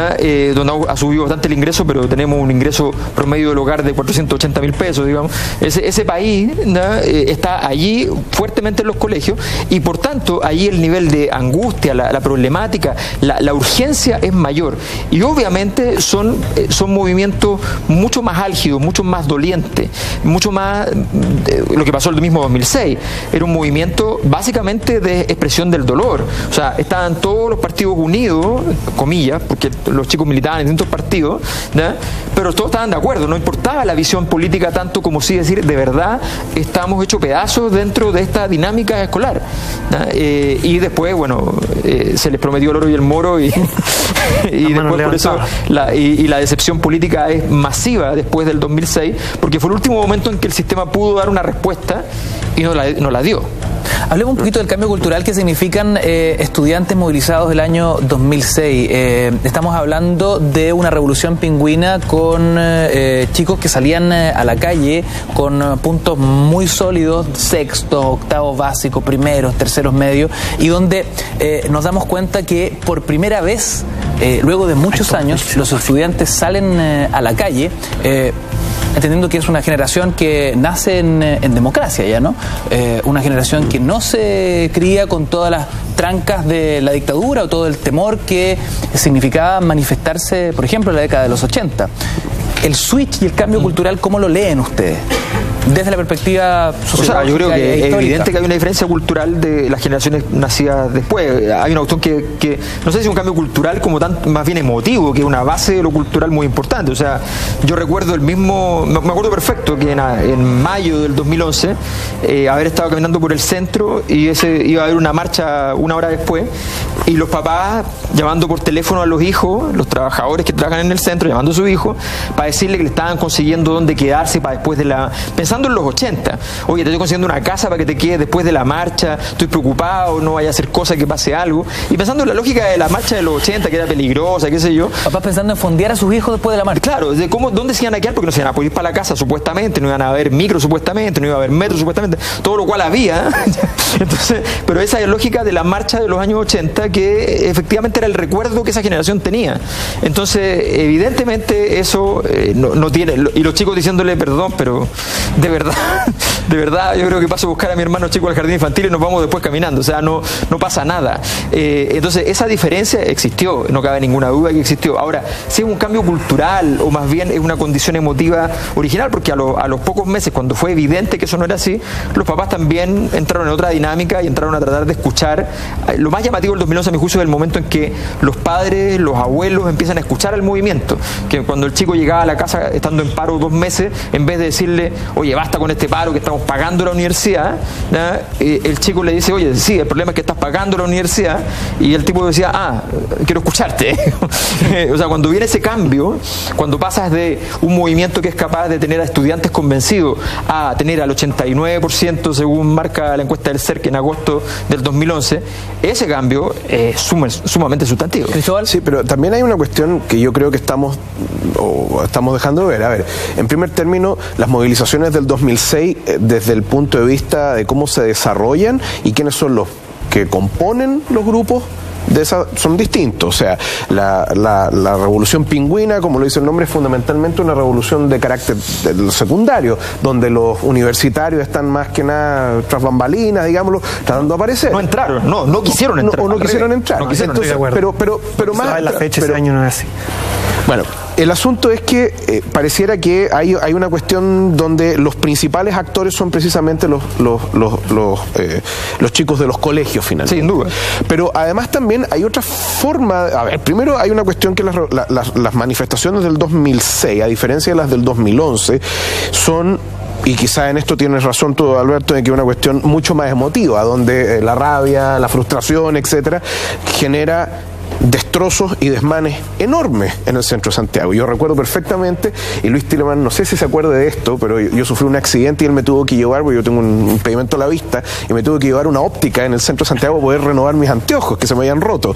Y el problema es que entre medio de las bombas lacrimógenas, el desastre que era, me acuerdo perfectamente de haber salido de la universidad y se veía como de repente bajaba una horda de muchachos dejando destrozos, después subían porque venían carabineros, dejaban otra horda de destrozos. Pero el 2011 se trata de hacer precisamente un cambio porque no se quería volver a lo mismo que había sido el 2006. Yo creo que se cambió en el 2006. De hecho, precisamente cuando se da precisamente por eso. Acaban los disturbios y se deciden tomarse los colegios. Cuando se toman justo después del 21 se toman el Nacional y cambia la dinámica. O sea, son 2 semanas de disturbios en la calle donde hay unos videos de estudiantes armados en el... Pero además, pero fíjate que el 2011 lo quieren transformar en una especie de carnaval. ¿Ya? Esa es una primera cuestión que es estética. Pero en segundo lugar, y aquí hay un tema de carácter político. A ver, primero, más allá de si los ofrecieron el oro y el moro, y aquí hay aquí es más probable que nadie va a estar de acuerdo conmigo, pero el asunto es el siguiente. Fíjense ustedes, el año 2006 el movimiento estudiantil se desactiva. ¿Cómo se desactiva? A la vieja usanza que lo hace la concertación, digamos, el macuqueo político, la reglina y la componenda, las manos alzadas, como decía Luis, el 2008, etcétera, donde tú tienes al subsecretario de Educación llorando como una Magdalena porque se había logrado aprobar la LGE, etcétera. El asunto es que finalmente tú logras desactivar el movimiento estudiantil, además porque los líderes, por el lado de la concertación, de los cuales yo fui profesor de algunos de ellos, terminan siendo dirigentes en las juventudes, como el caso de César Valenzuela, Galina Delfino. María Jesús Sangüesa desaparece del Partido Comunista, esta niña Huerta también desaparece, que era cercana a la Democracia Cristiana. Pero ¿qué pasa el 2011? Finalmente la concertación, que está fuera del gobierno, con un gobierno tecnocrático como el de Sebastián Piñera, que más encima no tiene ninguna sensibilidad para negociar, y lo digo porque yo estaba en el gobierno en esa época, el asunto es el siguiente, que lo que pasa es que finalmente se arma una tremenda ola imparable, donde el gobierno no tiene ninguna capacidad ni de desactivar el movimiento, como lo hizo la concertación en el 2006, ni tampoco de negociar porque no sabe cómo hacerlo. Cristóbal, quiero volver al 2006 porque, a ver, cuando hablamos de buscar cambios culturales o ciertos paradigmas, es bien interesante lo que sucede acá porque son los estudiantes secundarios, son los escolares con corbata y con vestón y con jumper los que hacen un giro en 180 grados y ponen en jaque el gobierno de Michelle Bachelet, punto uno, ¿no? Claro. Salen a la calle para reclamar reivindicaciones bien puntuales, bien concretas, el valor de la PSU, están hablando también del tema del pase escolar. ¿Cómo pasamos desde ahí hasta el discurso de educación gratis y de calidad? Vamos a revisar una nota que nos pone en contexto justamente de aquellos años, los dos grandes momentos y movimientos estudiantiles 2006 y 2011 en el reporte de Cultura Verdadera.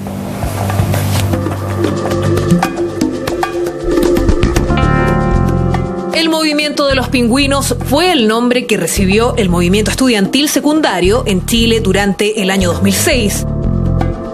Este movimiento se inició como una toma de colegios que reclamaba una mejora sustancial en las condiciones de infraestructura, sin pensar tal vez en el poder que alcanzarían con los años.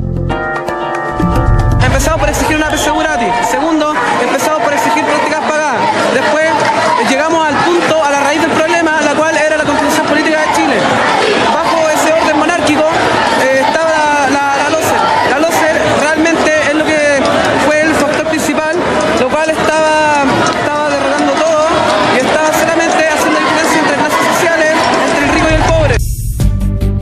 movilización contó con un nivel de masividad y apoyo ciudadano inéditos. Durante los paros nacionales de los días 30 de mayo y 5 de junio de 2006, se calcula que hubo casi 1 millón de estudiantes secundarios movilizados. No obstante, ya en el año 2001, este incipiente movimiento comenzaba a visibilizar el poder que congregaría. 5 años después, durante el primer gobierno de la presidenta Bachelet, nos referimos al denominado mochilazo, hito estudiantil centrado en la demanda de mejoras en las condiciones de transporte público para los estudiantes. Pero el movimiento de los 2000 expresa la opinión, los intereses, los sueños, las prácticas de la gente que vivió una sociedad mercantilizada, de la gente que vivió sin saber lo que era el derecho a la salud, sin saber lo que era el derecho a la educación, de la gente que creció en los malls. El movimiento estudiantil del 2000 no le han regalado nada. Ha sido un enorme sacrificio, o más que sacrificio, un gran trabajo de un montón de héroes cotidianos, de héroes anónimos.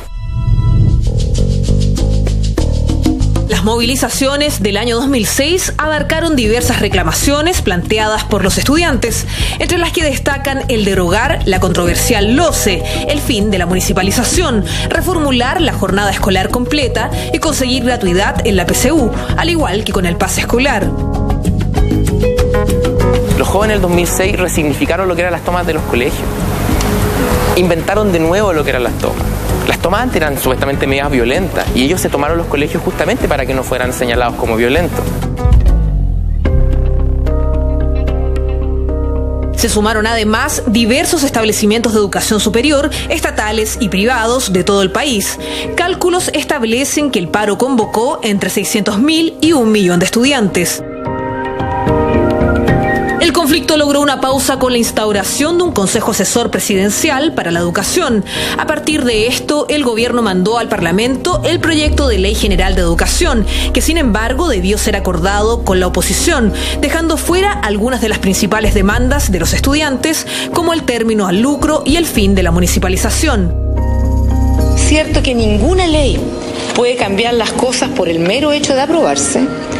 Es indispensable contar con leyes que muestren una perspectiva de avance, que permitan usar de mejor manera las capacidades del Estado en beneficio de la comunidad. El año 2009 la LGE reemplaza a la LOCE, lo que es tomado por parte de los estudiantes secundarios y de educación superior como algo insignificante, al no apuntar a las reales demandas. Porque la educación cumple un doble propósito. Es un bien de consumo, pero también la educación tiene un componente de inversión. El año 2011 es un ciclo de cambios y transformación en la sociedad chilena de los últimos tiempos, desde la dictadura hasta hoy, pero con especial fuerza en el último año, en los que se incluyen las movilizaciones de pobladores y ambientalistas, así como la lucha del pueblo mapuche y de las minorías sexuales, entre otras.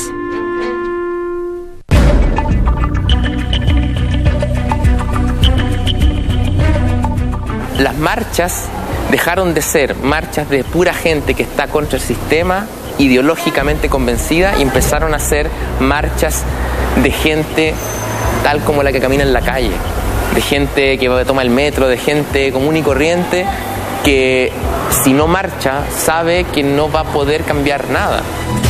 Un fenómeno interesante a nivel global es el que se ha relacionado al movimiento chileno con los indignados en España, Grecia e Israel. Hasta se le ha comparado con las primaveras árabes de Túnez, Egipto, Libia y Siria, hablando del invierno chileno. Es así como los estudiantes de Chile están construyendo la historia del país, un camino que aún tiene mucho por recorrer. Queridos amigos, a esta hora de la noche tenemos un invitado trasandino. ¿Sí? ¿No me creen? Es Grido, el helado argentino que llegó para hacernos disfrutar en todo momento con sus originales sabores. Qué mejor que refrescar la noche con un heladito, qué delicia. Son helados Grido, argentinos, están elaborados con materias primas de primer nivel, 100% naturales, porque la calidad está en el origen. Como este que tengo acá, que es un delicioso alfajor blanco argentino. Miren. Oh, de loco. www.grido.cl. Lo sigues en su fanpage, Grido Chile. Y nada, Grido, disfrutemos juntos, ¿ah? a nuestros historiadores, panelistas, Alberto Mayula además. Le vamos a dar un poquito de la barrato, ¿ah? Poquito nomás. No se engolosinen. Grido llegó para quedarse. Queridos amigos, seguimos revisando el lado B, la cara desconocida de los movimientos estudiantiles en la historia de Chile. Estamos ya en dos íconos, ¿no? 2006 y 2011. Yo me pregunto, ¿cómo es que los pingüinos son capaces de poner en jaque el gobierno de Michelle Bachelet? Hacer un giro en 180 grados en la agenda que se llevaba hasta ese minuto, pero luego, y a puro muñequeo político, es justamente el mismo gobierno y los partidos los que logran desarticular todo lo avanzado por los pingüinos en la calle. Eso como primera pregunta, pero también desde lo sociológico, interesante lo que decían ahí en la nota, ¿no? Empieza este concepto de que si no marchas, si no te manifiestas en la calle, vas a ser incapaz de lograr cambios en tu vida. Alberto. Claro, hay transformaciones bien significativas en ese sentido. En primer lugar, el movimiento de los pingüinos es un movimiento que va a generar una transformación importante, primero por la aparición de un actor dentro del mundo estudiantil que no había aparecido en la historia de un modo tan claro. Tiene mucho que ver Michelle Bachelet, ojo. Michelle Bachelet llega con la idea, pareció a este gobierno, de que llegó con un proyecto que es distinto al con que sigue. Ese duró menos. Este proyecto actual duró un año, una cosa así. El proyecto de ese tiempo duró 3 meses. ¿Ya? Al 2 de junio se acaba. Se llama el Gobierno Ciudadano. ¿Ya? Yo creo que ya nadie se acuerda, pero se llamaba el Gobierno Ciudadano. Y paritario. Y paritario. Y de hecho, es bien interesante porque ella, cuando el cambio de mando, hace un rito muy interesante y ella le pone bandas presidenciales a niños vestidos de escolares. Le pone bandas presidenciales. Y un mes después. Mira qué detalle, paradójico, psicomágico, premonitorio. Un mes después están gobernando los niños. Y ella no sabe qué hacer. Y ahí llegan los partidos y le dicen lo mismo que le dicen siempre. Ven que nosotros somos importantes, ¿ya? Ven que no nos pueden dejar de lado, ven que no pueden elegir los ministros sin nuestro consentimiento, ¿ya? Nosotros vamos a arreglar este entuerto. Y viene una serie de confusiones donde ahí hay una famosa declaración de Michelle Bachelet con una cadena nacional donde aparece al lado de Alejandro Guillé, que nadie entiende muy bien por qué, un poco como cuando Piñera habla con Lavín al lado en plena crisis, o sea, cuando ya no sabes qué poner en la pantalla para poder darle legitimidad, digamos, y llenar el orden, claro, llenar de bandera, tienes que hacer algo. Bueno, y efectivamente cuando lo desarticulan, ellos creen que logran el gran triunfo de la transición. Y lo que hacen es abrir la puerta de la derrota de la transición. O sea, en ese momento la transición se transforma en una imposible, porque la conciliación de todos los intereses, no olvidemos que pasa lo que pasó en muchas de las reformas de la concertación, que hasta el minuto 90 la reforma incluía varias cosas de transformación más o menos importantes, y en la última reunión, a última hora, muchas veces cerrando la puerta, sacando a varios de la sala de reuniones, ¿ya? O incluso a veces en los ascensores, pasó con muchos proyectos, a veces saliendo de la escena, yendo a una sala de reunión contigua a 2 o 3 actores, modificaban los proyectos. Y eso es lo que termina pasando, y a tal punto que ahí se mencionó que se cambió la LOCE por la LGE, pero ojo, se cambió la LOCE por la LGE solo a nivel de los colegios. Y por tanto fue solo para los que protestaron. Entonces lo que dijeron en el fondo, el que protesta se lleva el premio, pero los demás no. De ahí para adelante efectivamente viene una activación y el 2011 marca un cambio en los datos, y ahí los datos son radicales. Antes del 2011 la mayor parte de la población consideraba que era muy malo protestar. Ya. 70% de la población decía protestar no es un medio adecuado para la democracia. En general, para cualquier causa. Para cualquier causa. Esa misma pregunta, hecha después del 2011, te arroja resultados de que se invierten los datos y prácticamente el 60% dice que es un medio adecuado protestar si hay alguna clase de malestar. Mira. Entonces, esa inversión pasar de 30 a 60, ya es una transformación muy relevante que se consigue recién en el 2011. Hay un cambio social tremendo como país. Claro, lo que pasa es que, pero cuidado, a ver, piensa tú que la cresta de la ola la tenemos ¿cuándo? En agosto del 2011, sí. Y de ahí empieza, bueno, porque indudablemente no, yo me digo lo mismo después, o sea, ahora mismo. Pero fíjate tú cómo... midiéndolo ahora. No, pero a lo que voy yo es que el apoyo al movimiento estudiantil, digámoslo, se desploma después, precisamente porque... Se desploma es una palabra muy exagerada. No, se desploma, digámoslo, no al mismo punto, porque trataron de usufructuar en la idea de que no, miren cómo sacamos 1 millón de personas a las calles, y después los números eran considerablemente más malos. Yo los números los he visto y no se desploma. Bueno, depende de que los números hayas hayas visto tú o qué número haya visto yo, digámoslo. Pero no son los mismos. Caen, no es la iglesia, pero indudablemente, claro. Pero el punto es el siguiente. El asunto es que el apoyo al movimiento estudiantil indudablemente no es el mismo, porque además se desgasta la idea. Entre medio llegan las vacaciones y en Chile nadie protesta en el verano. Sí.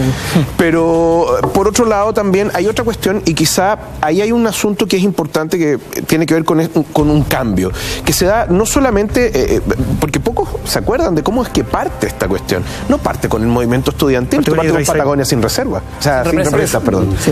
Sin reserva.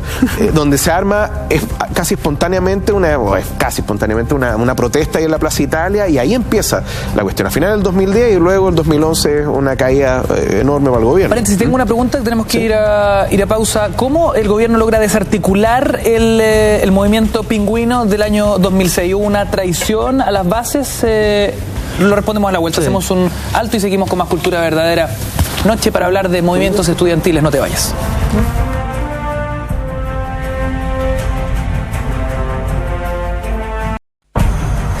Pingüinos que ponen en jaque el gobierno de Michelle Bachelet del año 2006, pero ese mismo gobierno luego logra desarticular el movimiento. ¿Cómo lo hacen? ¿Qué pasó? Alberto Mayol abre los fuegos. Bueno, a ver, lo más importante para todo gobierno, hay dos grandes actitudes de los gobiernos. Uno es ningunear todo lo que pueda, ¿no? El 99% de las veces funciona. Cuando no funciona es horrible. La segunda, cuando ya no funcionó, ¿ya?, es tratar de hacer que sea profundamente ineficaz el movimiento. ¿Qué tanto se ninguneó el movimiento estudiantil? Lo que pasa es que en el caso del 2006 fue tan veloz la crecida del movimiento que el gobierno perdió control rápidamente de la agenda y no pudo ningunearlo mucho. En una semana había más de 50. En el caso de Piñera duró mucho el ninguneo, pero ya como falta de criterio y realidad. O sea, hubo un momento que decían, partió con 10.000 personas en la calle, iban 300.000 y decían, bueno, pero es muy poca la gente que está en la calle. Después 600.000, es que no es nada en la calle. Después, por datos del Mercurio, hay una semana que es 1.250.000 en todo el país, por datos del Mercurio, que son los datos más conservadores, y resulta que en ese momento ya no podías decir que hay un momento que hay un quinto de Santiago metido en el Parque O'Higgins, digamos, entonces ya no podías seguir diciendo eso. Entonces, pero ese ninguneo fue excesivo y sin un plan de contingencia. En el caso de la Concertación siempre tuvo la capacidad, pero tiene que ver más que nada con la fe de la ciudadanía. Cuando llegan con un proyecto y la ciudadanía le cree ese proyecto, pueden desactivar un movimiento. Claro. Por más que el movimiento diga que no está de acuerdo, lo que sea. Lo que pasó con el aterrizaje de Michelle Bachelet desde Nueva York. Cuando aterriza Michelle Bachelet, por naturaleza el movimiento se desarticula porque viene con soluciones, supuestamente, para el problema del movimiento. Entonces, naturalmente el movimiento no tiene mucho que hacer, ¿ya? Técnicamente lo que tendría que hacer, como por astucia política, es aceptarle un rato el cuento a Michelle Bachelet y a medida que va fracasando ahí criticarla, pero también por la cuestión de las bases dentro del movimiento no puede hacer como que le cree. Entonces tiene una contradicción política en términos maquiavélicos bien difícil de administrar. Entonces, claro, evidentemente la Concertación tenía en ese momento, el 2006, la posibilidad de apelar a la institucionalidad.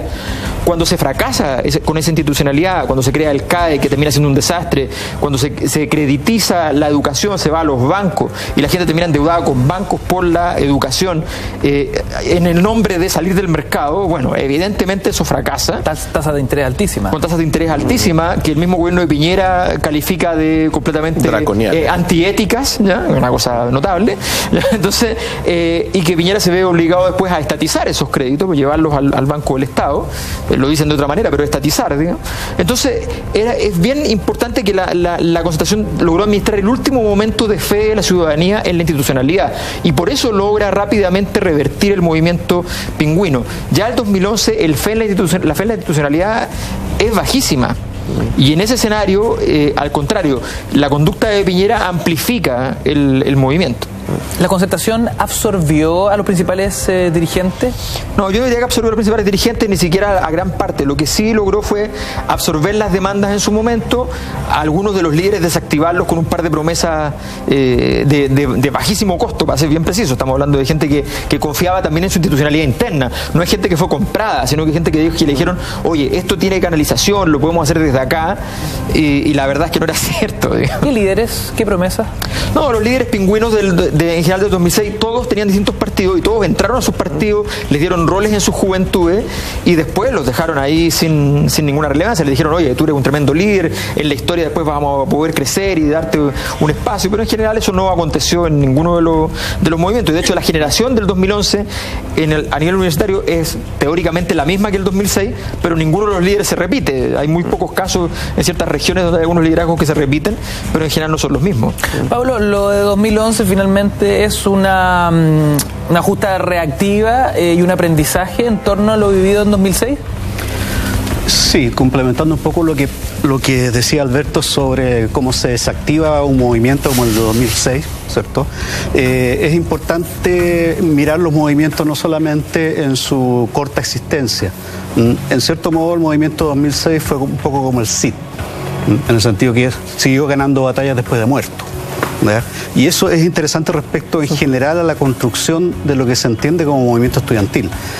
Hay un tema que apunta hacia la lectura, digamos, emocional, como lo mencionaba en un momento Alberto, que tiene que ver con cómo te haces cargo de entender que tú formas parte de una corriente que acumula, ¿no es cierto?, experiencias.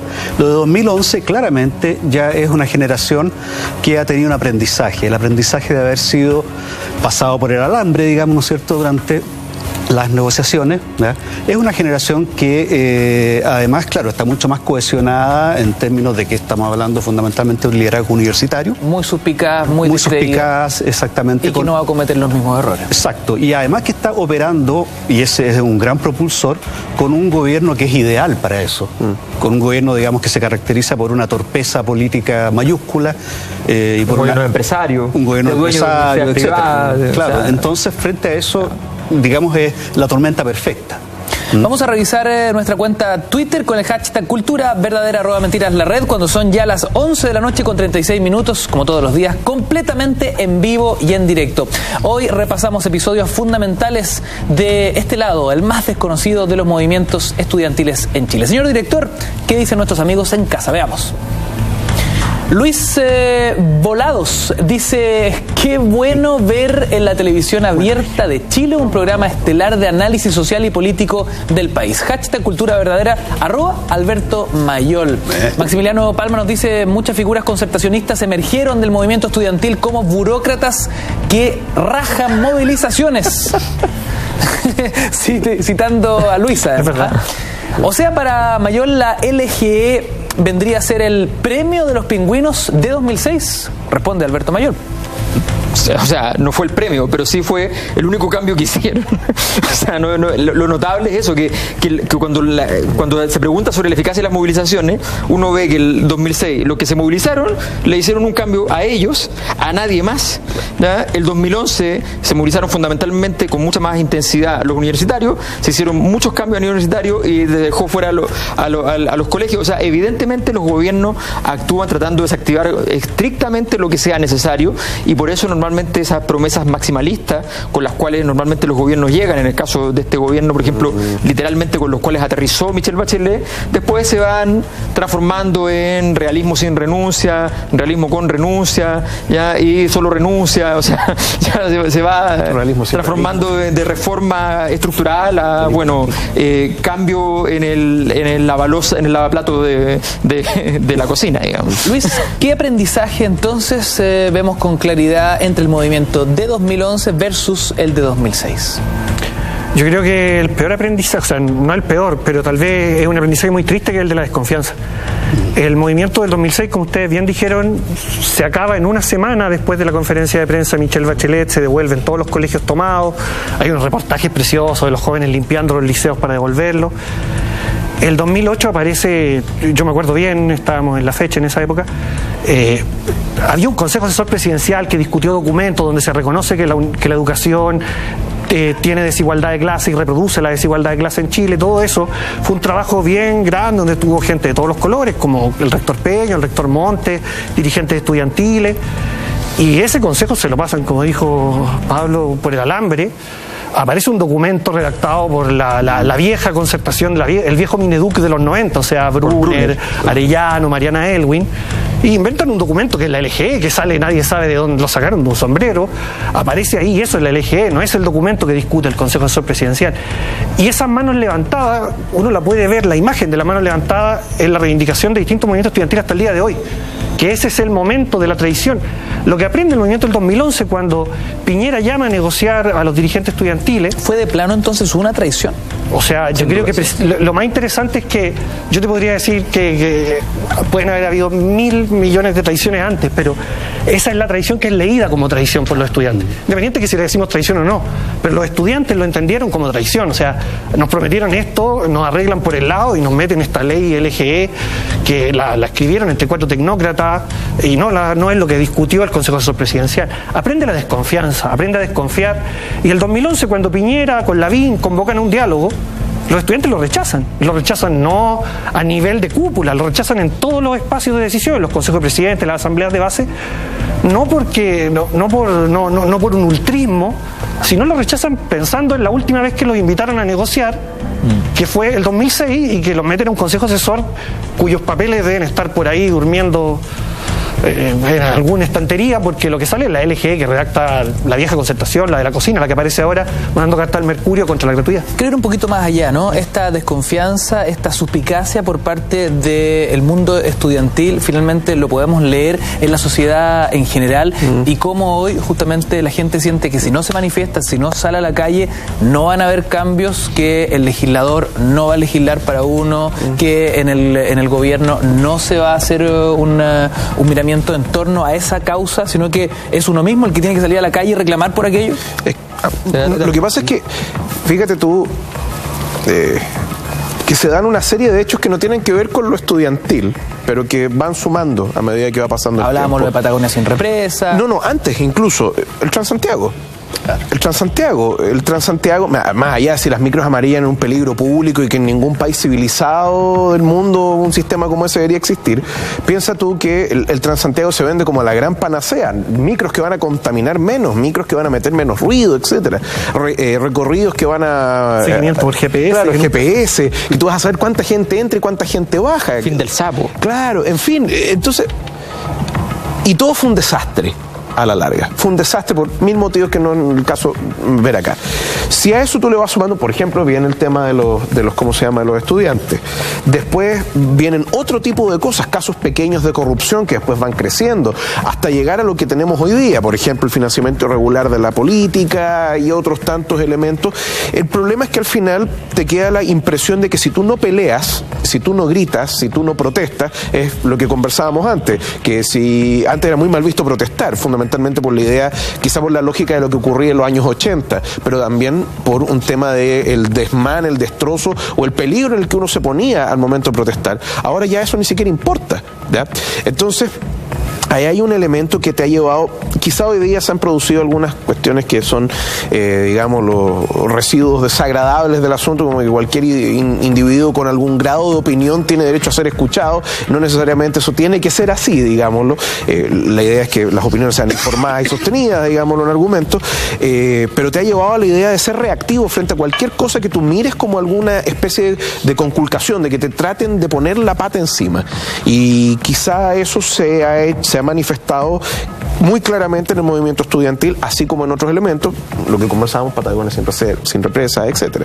¿Cuáles son los principales aprendizajes que el movimiento estudiantil en lo histórico le ha dado al país? Lo discutimos a la vuelta. Breve alto y seguimos con más cultura verdadera acá en la red, no te vayas. Amigos, la historia no contada del movimiento estudiantil chileno. Ya son las 11:49 en vivo y en directo. Somos Cultura Verdadera, #Cultura Verdadera, @mentiras la red. ¿Qué aprendizaje como sociedad obtuvimos a partir de los movimientos estudiantiles de 2006 y 2011? Responde a esta hora de la noche Pablo Toro. Pablo. A ver, yo distinguiría 2 o 3 líneas principales. La primera tiene que ver con el hecho de que una ciudadanía que como se dice, empodera, ¿cierto?, efectivamente nutrifica una democracia. Me parece que esa es una primera cosa que hay que tener en cuenta. Vale decir, los movimientos, en la medida que se construyen, ¿no es cierto?, como movimientos que van vinculando distintas demandas, ¿cierto?, no de manera aislada, sino que tratando efectivamente de integrarlas y haciendo una crítica de fondo a un sistema, pueden efectivamente tener incidencia. Una de las cosas que quizás no se dijo sobre 2006 y sobre 2011 es que en el fondo ahí se perdió la legitimidad estratégica del modelo, según mi punto de vista. ¿En qué sentido? En el sentido que el neoliberalismo puede haber sido una cosa muy desagradable o muy terrible o ideológicamente perversa para la generación del 90 que lo vio más claramente, ¿no? Pero las manifestaciones más concretas, más masivas, que tienen que ver con lo que se ha dicho acá, el tema, ¿no es cierto?, de el endeudarse para estudiar, todo eso llevó finalmente en la primera década de este siglo a un cuestionamiento de fondo, a las formas que tomó, digamos, el modelo chileno. Y me parece que 2006 y 2011 son verdaderamente heridas importantes en el lomo, digamos, del modelo como se desarrolló durante los años de la concertación. El segundo aprendizaje creo que tiene que ver con el hecho de buscar de una u otra manera fortalecer los diálogos en términos intergeneracionales. Una de las cosas que el modelo de protesta, ¿cierto?, del año 2006 mostró es que había una suerte, diríamos, de abismo, ¿cierto?, y hubo una suerte también de descubrimiento mutuo, que en algún momento fue un enamoramiento. Yo recuerdo cuando se le hizo casi una gran oleada de queques, digamos, ¿cierto?, al movimiento de los pingüinos, ¿ya? El Mercurio amaba a los pingüinos, ¿no es cierto? Chile. Porque atacaban a Chile. Exacto, porque atacaban a Chile, por supuesto, pero todo el mundo amaba a los pingüinos. Y tiene que ver un poco con eso, digamos, con un par de Chiles que no estaban conectados, con un par de generaciones que estaban, digamos, hablando lenguajes distintos, que también algo de eso se ha tratado acá, ¿verdad? Yo creo que efectivamente hoy día, diríamos, los movimientos pueden ser un buen espacio, ¿cierto?, para esos diálogos intergeneracionales. Se ha mencionado algo a propósito de Patagonia sin represas y no sin reservas, ¿cierto? Con reservas, de hecho. O con reservas. O con reservas. Sin represas. ¿Cierto? En el sentido de que efectivamente fueron movilizaciones bastante más convocantes, ¿no?, en las cuales el tema del género, el tema, ¿no es cierto?, de edad, etcétera, marcaron una presencia ciudadana muy interesante, ¿ya? Creo que esa es una ganancia de los movimientos. En los movimientos los movimientos contra la dictadura, qué sé yo, de los años 80, había una secuencia muy clara respecto a cómo se ejecutaban esos movimientos, cuáles eran los repertorios de acción de cada uno de esos movimientos, y por lo tanto me parece que había, en cierto modo, una suerte de especialización, ¿cierto?, que tenía que ver con las rutinas de los pobladores, de los estudiantes, etcétera. Me parece que hoy día los movimientos ofrecen, digamos, una posibilidad de integración, digamos, de escalar, ¿cierto?, de integrar escalas, que es muy interesante. Alberto, en este aprendizaje, no sé si estás de acuerdo con lo expuesto en las palabras de Pablo Toro, pero en este aprendizaje, ¿cómo ves la sociedad chilena hoy, en un 2016?